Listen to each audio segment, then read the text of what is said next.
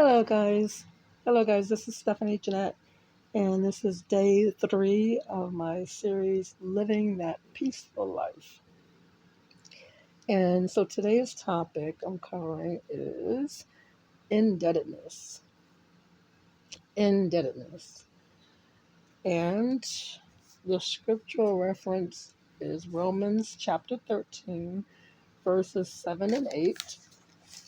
Romans chapter 13, verses 7 and 8. And so today is German. So don't laugh too hard at me. So in German, okay, the book is Römer. Römer. See if I remember how to say 13. Eins, eins, zwei, drei, vier, fünf, six, or six,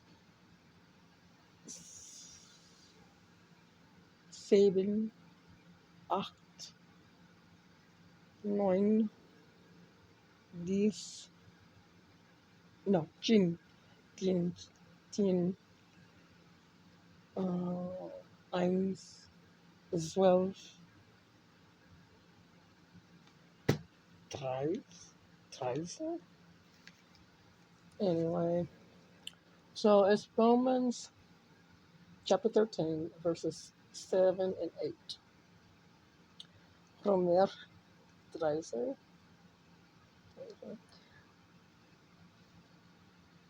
7 and 8.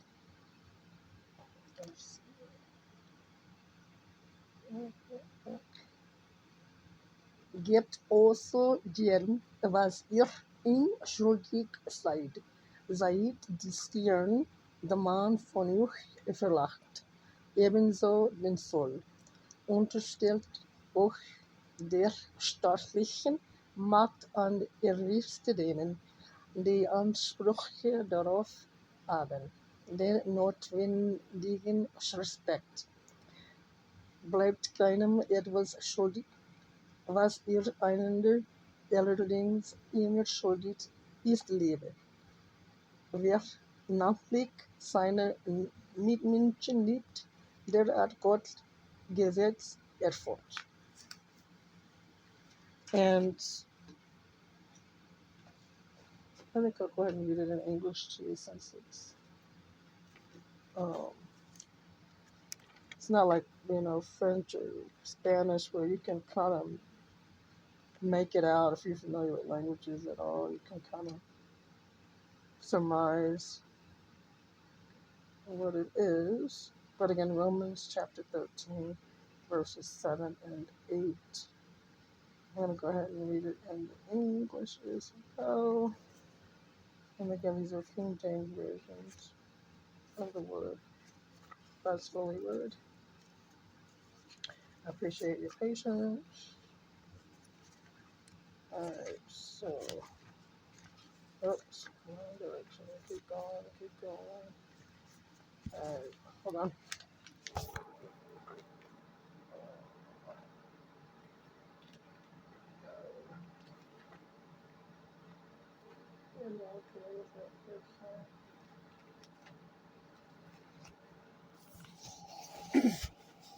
So Romans 13, verses 7 and 8. Render therefore to all their dues, tribute to whom tribute is due, custom to whom custom, fear to whom fear, honor to whom honor. Owe no man anything, but to love one another, for he that loveth another hath fulfilled the law. So now, often we think of indebtedness, well, at least, often we think of indebtedness as monetary or financial. And yeah, obviously it can be that, and that can clearly zap you of peace. Many people lose relationships because of some kind of money deal or what have you. Marriages fall apart because one or more partners are unable to steward their money properly, properly meaning in a way that's positive for the family. And so, yeah, that's a very real thing, losing your peace because of financial indebtedness.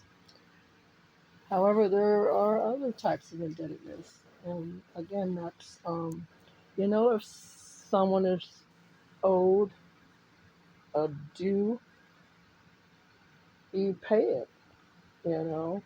Um, a kudos, a heads up, um, a thank you, you know. So you want to, again, have your emotional bank with people free of indebtedness. Okay, and understand that not everybody you come across will have that type of discernment, or what you can call awareness, and so if you have reached that level of human development within yourself, you be the one to adhere to it, to apply it to your life and to demonstrate it to others. you know if someone doesn't have that awareness, don't say, okay, well, I'm going to treat that person the way the way they are treating others. Instead, say, I'm going to treat that person the way I would have them treat me, the way I would want to be treated, the golden rule, or the way God Almighty would have us treat one another. And so, thereby, maybe one day, hey, it could be 20 years from the day that you demonstrated before they even pick up on it. And, that's not anything to brag about, or what have you. It's just like a human condition that you would acknowledge. And, you know, I mean, if it's someone that is, that you're close enough to, and that you want to invest in their human development, or you are in a relationship with them, and therefore it behooves you to help guide them in that regard, then you can actually have a conversation about it. You can. Um, or like I said, you can just demonstrate the behavior, demonstrate the attitude, demonstrate the action, demonstrate the value. So yes, there's very, real indebtedness, not just financial, but in terms of how we interact with one another apart from finances or money or what have you. But and again, depending on our level of development and awareness of that, will determine how well we sleep or not. After having gone through our day and maybe we missed some debt that we owe somebody. Again, that is not financial, something emotional or what have you. So, maybe we're sensitive enough that we would actually lose some sleep over it if we didn't correct it. Um, but for the most part, we lose sleep over financial indebtedness. And, it kind of depends on your society as far as, um, I would say, financial savvy in terms of living from day to day. But um, I some of the things that I value most is some advice. Is that as far as like purchasing a new car? I mean, I would challenge any new car dealership as to all the people there whether they have ever purchased a new car from their dealership. Not from not before they ever worked there or whatever, but if they are salespersons at a new car dealership, I would challenge and ask have they ever purchased a new car there. And more than likely, if they have, it was some kind of discount car because they work there and they have to drive a nice car, or otherwise people are going to look at them funny, people they're trying to sell to. Or they probably just use loaners or what have you, or whatever you want to call them. I don't know what they call them. Never worked at one place before, but yeah, they probably have the use of the car. So, but the value immediately tanks by as much as $10,000 once you've driven it off the lot after signing that paperwork. So it's not a wise expenditure. The only time that it's, in my opinion, okay to buy a brand new car is if you know you own land, you're not indebted with you own land and housing of your own. You can afford the taxes on all of it, and you have sufficient income whereby you literally won't even feel the purchase. So basically, if you're a millionaire, a multimillionaire, I'd say if you have 5 million bucks in the bank, okay, fine, go ahead. You can go waste some money on a brand new car. You probably wouldn't when you see, the degree to which money works for you in your favor if you treat it right. But, you know, go ahead, have at it. What I would suggest otherwise is to do what I call car prayers. When I really need a car, and I have rarely been in a position where I can actually just go and buy a new car. I have purchased a new car, I've purchased a used car, but as far as the new car, I semi regret having purchased it. Semi regret. I say semi regret I because of decisions I made afterwards, and they have really nothing to do with the car. But in any case, so what I call this car prayer, I ask Christ Almighty to help me find a car, and I ask for a car. I want one that's um, been well kept, and uh, I like a large car, and that I can pay for. You know, if not with the amount of savings I already have, at least within 2 to 3 months. With an agreement with the seller. Just pay all of what they're going to charge me within that time frame. And then you also have to be able to get the insurance, for the car. You have to be able to get the registration and all that. Um, and make sure you have money aside to if you need to fix it or whatever. Um, not all repair places offer a loan. Most do now, but I don't think all of them do. But in any case, yeah. So I would look. You can look locally. Um, I'd say within 3 or 4 towns of where you currently live or work, and just look for like perhaps there's a family that they're about to be empty nesters, and um, they had children, and they made sure that um, transporting kids around, you don't want to just break down somewhere. So they maintained a nice family car, and at this point they don't need a family car anymore or what have you. And most of the kids don't want the family car. They want to get something else. They may or may not understand the value of it. And yeah, pray for something like that and get it, have it paid for. And there's nothing like not having a car note. And along those lines, there's also nothing like not having a rent due.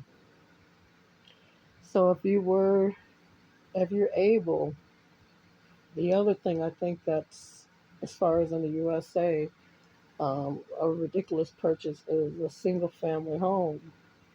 I mean, you paying out the nose, especially now, for something that you more than likely will never finish paying for, or even if you do it,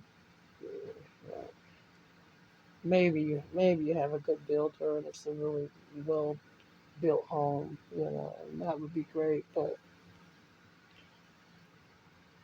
I would suggest if it's your first property, don't worry about all the little so-called incentives for, your first home buyer crap. It's not worth it.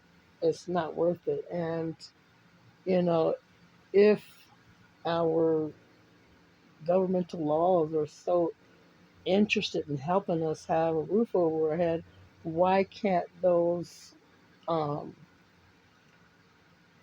incentives be applied to a multi-unit? You see, it's locking you into debt. It's locking you into debt. It's favoring the banks over people. And so I would suggest on your first property, never mind all those so-called incentives, just get a multi-unit. If it's a dual, fine. Duplex, fine. But I would aim for like a triplex. Um, if you at a point in your career where you can afford that, search around, ask around. It's worth it. It's worth it to find it and figure it out. Live in the one unit and rent out the other two. It doesn't even have to be all that exorbitant of rent that you charge someone else. And that way you are purchasing property, you'd be a landowner and you also are covering your housing. Um, and then you can purchase, if you just must have that single family residence, fine, you can purchase it, I would say, after you've paid a good 75% off of your triplex. So, yeah, and that's just for this particular country and style of financial management. Not that familiar with any other country or what have you. So, but I mean, the same concept applies. You know, the least amount of debt possible for still being able to have or live a full life. Like, I mean, you got to be able to get to work. If you can walk to work, great. If you can't, you're going to need a car.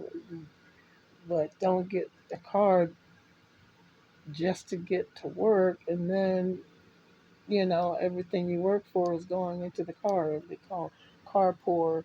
Or you have a house because you got to be able to wash your tail, get to work, and work amongst others or what have you. And then, but in the meanwhile, you can barely enjoy the place because you're hardly there because you got to work two or three and four jobs or what have you. But yeah, it's like a whole mess right now as far as finances here in the USA. I mean, the indebtedness is crazy. People are going that just to maintain the basics of life, and that's criminal. As far as I'm concerned, that's criminal. And but there's just so much greed. I don't understand like why people get so greedy. Between the various insurance companies, various real estate or mortgage lenders or what have you. I mean, what are you gonna do? You really think you're gonna buy your way off the earth? You know, for in case there's a nuclear war. I don't understand what what people think so much money is gonna be able to do for them that they have to charge people out the yin yang for basic necessities. In any case, and that was along the lines of what I was saying as far as spending money on watching television. I mean, it's such a waste. And so, what kind of things did we do before? Like I said, we would just go outside and play as long as kids growing up. Or we'd play board games, card games. Um, or we would actually play school, play house, play school, different things like that. And then, I mean, you have to just take what I'm saying and extrapolate it onto your particular age or um, human development or interests or what have you. There's so many things you can do. Golf, I love golf. I mean, that's a semi-expensive sport. Um, there are parks. Most public parks have like basketball courts and baseball fields and what have you. Um,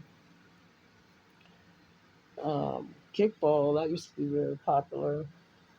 I see kickballs in some sports stores still, so I guess that's still a thing. Um, Not never too big on dodgeball. It was fun, but not a big fan. But kickball, oh my gosh, we had so much fun playing kickball growing up. And those are healthy things, you know what I mean? Like we have a lot of our youth nowadays are getting diabetes, diabetes, and then also having heart trouble early in life because they're not getting as much physical activity as we used to get growing up, partly because they have to run into the house and lock it down because so many nuts out there try to steal your kids. Parents can barely be home because they got to work. Each parent working one and two jobs just to try to uh, keep a roof over their head and then prepare for the future for their children. It's nonsense, honestly. But whatever you can do, like maybe you can, as a family, there's something that you enjoy doing, do it together and earn money for it. You know what I mean? Like maybe you like barbecuing, get a license for that where you can barbecue and sell barbecue on the side of the road. I was watching a YouTube video the other day with this lady. She started doing hot dog sales um, because I think it was a financial need. Like her idea at the beginning was for just to supplement her income, and then the household income. And then they were making so much money from it, she just expanded, and that's what she does. She sells hot dogs. Different family members will help out at different times. She hires them for the day, hire them for the weekend, or what have you. And this is in Washington, the state area. I think like different. I don't know if they're in Seattle proper, but I know they go to different venues in Seattle or what have you. And I mean, like anything. And then there's some people that are very great with art. Like maybe you have someone in your family that's a great artist, but maybe they're not business savvy. Then maybe someone else in the family is business savvy. So help one another out. Use each other's talents and help one another go forward. And don't get caught up in ego. Try to work together and as a family to do things that will help the family and then each individual as well. You know what I mean? You would have to discuss, different plans that you may have.